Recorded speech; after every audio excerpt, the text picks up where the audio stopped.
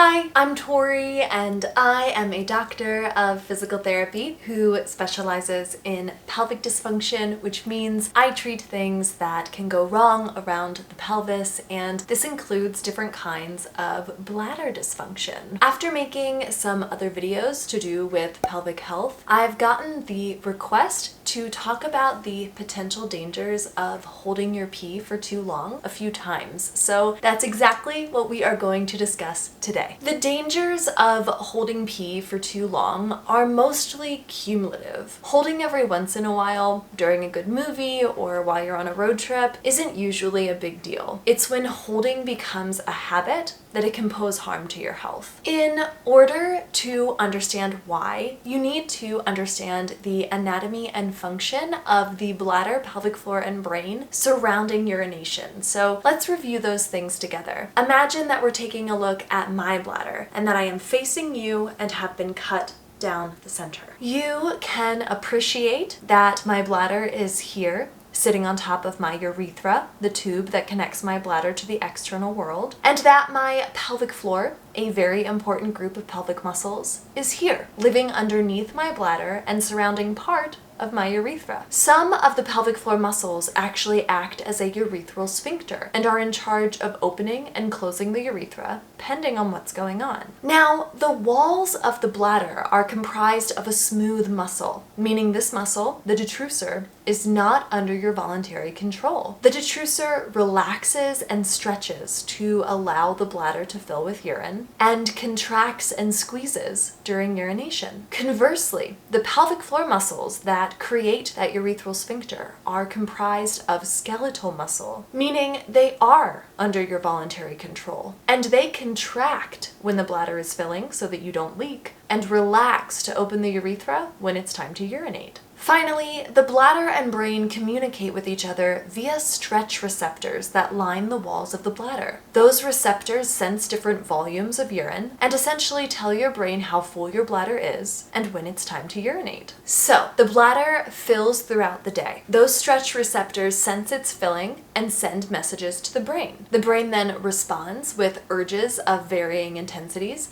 depending on how full the bladder is, and someone can ignore those urges by contracting their pelvic floor and keeping that urinary sphincter closed. Doing that every once in a while is fine, but what happens when that process becomes habitual? Well, over time, those stretch receptors can become desensitized, meaning the bladder has to fill with more and more urine before the brain registers urges to urinate, meaning you empty less and less frequently. This puts a prolonged stretch on the detrusor, that bladder wall muscle, which can weaken it and cause it to atrophy, which means when you do urinate, it can't squeeze with the same strength that it used to, and you end up with urinary retention, unable to fully empty everything in your bladder. Urinary retention can be uncomfortable. The feeling of not having completely emptied isn't a pleasant one. It can also make you more prone to urinary tract infections, not because the act of holding pee itself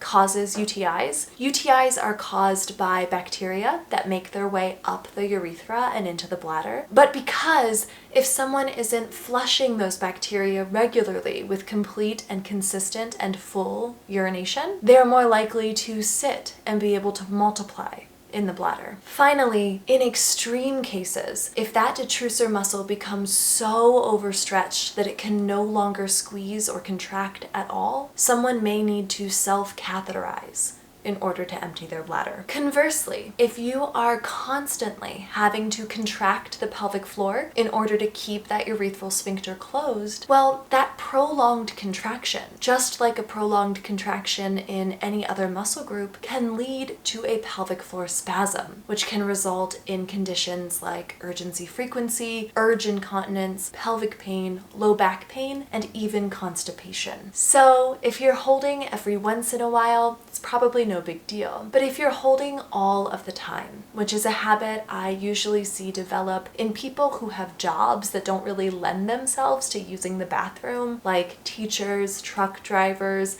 hairdressers, nurses, even surgeons, you may want to consider changing that habit. While normal urination frequency isn't formally established, since it varies person to person depending on a number of variables, it's safe to say that you should be going at least every 3 to 4 hours. So make time to empty your bladder, make time for your bladder health. You deserve it. And do make sure that you sit on the toilet properly when you pee. You can learn more about that here if you're interested. Finally, if you notice that you don't have an urge around that 3 to 4 hour mark, consider setting an alarm and practicing emptying anyway. One of the wonderful things about the bladder is that it truly is a trainable organ. And if yours has been trained in one direction to not recognize urges appropriately, that means that it can be retrained in the other direction. If you feel you need more guidance in restoring your bladder health, you may benefit from pelvic physical therapy, and you can check the description below